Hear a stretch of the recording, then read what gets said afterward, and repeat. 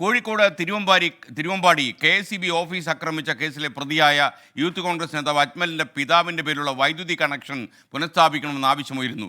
രോഗികളായ തങ്ങൾക്ക് വൈദ്യുതി ഇല്ലാതെ വീട്ടിൽ കഴിയാൻ കഴിയില്ല എന്നാണ് മാതാവ് മറിയം 24നോട് പറഞ്ഞത്.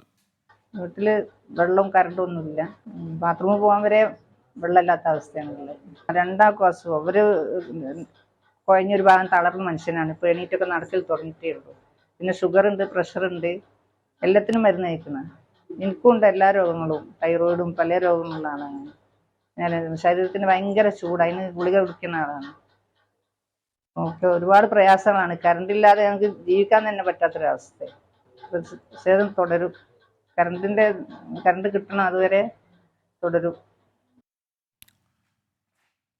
ഇന്നലെ രാത്രി പ്രതിഷേധത്തിനിടെ കുഴഞ്ഞു വീണ അജ്മലിൻ്റെ പിതാവ് റസാഖ് ആശുപത്രിയിൽ ചികിത്സയിൽ തുടരുകയാണ്.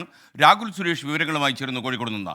Rahul, good morning. എന്തൊക്കെയാണ് ഈ വാർത്തയുടെ കൂടുതൽ വിശദാംശങ്ങൾ? ഇവരുടെ വൈദ്യുതി വിച്ഛേദിച്ചതിൽ KSEBക്ക് റോളുണ്ടോ?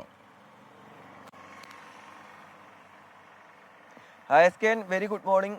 ഇന്നലെ രാത്രിയാണ് ഇത് സംബന്ധിച്ച് പ്രതിഷേധവുമായി അജ്മലിന്റെ മാതാപിതാക്കൾ രംഗത്തെത്തുന്നത്. അതായത് മകൻ ചെയ്ത തെറ്റിന് ദുരിതം അനുഭവിക്കേണ്ടി വരികയാണ് പ്രായമായ രണ്ട് മാതാപിതാക്കൾ. ഇന്നലെ രാവിലെ ആയിരുന്നു അജ്മൽ തിരുവമ്പാടി KSEB ഓഫീസ് ആക്രമിക്കുന്നത്. തുടർന്ന് അജ്മലിനെ പോലീസ് അറസ്റ്റ് ചെയ്യുകയും ചെയ്തു.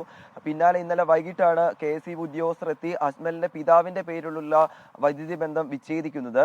രാത്രി ആയതോടെ വീട്ടിൽ കഴിയാൻ പറ്റാത്ത അവസ്ഥയിലായതോടെയാണ് മാതാപിതാക്കൾ മെഴുകുതിരി കത്തിച്ച് പ്രതിഷേധവുമായി തിരുവമ്പാടി ഓഫീസിന് മുന്നിൽ എത്തിയത്.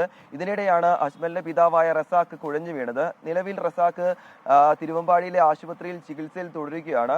ഇതിൽ KSEBക്ക് വ്യക്തമായ പങ്കുണ്ട് എന്ന് തന്നെ പറയാം SKN. അതിൽ വൈദ്യുതി മന്ത്രി ഇന്നലെ പറയുകയും ചെയ്തതാണ്. അതിൽ സമൂഹത്തിന് കൃത്യമായ ഒരു സൂചന നൽകാൻ വേണ്ടി, കൃത്യമായ ഉപദേശം നൽകാൻ വേണ്ടിയിട്ടാണ് ഇത്തരത്തിൽ വൈദ്യുതി വിച്ഛേദിച്ചത് എന്നാണ് പറയുന്നത്.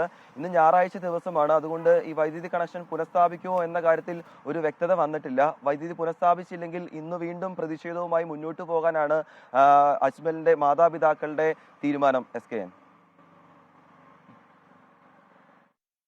രാഹുൽ സുരേഷ്.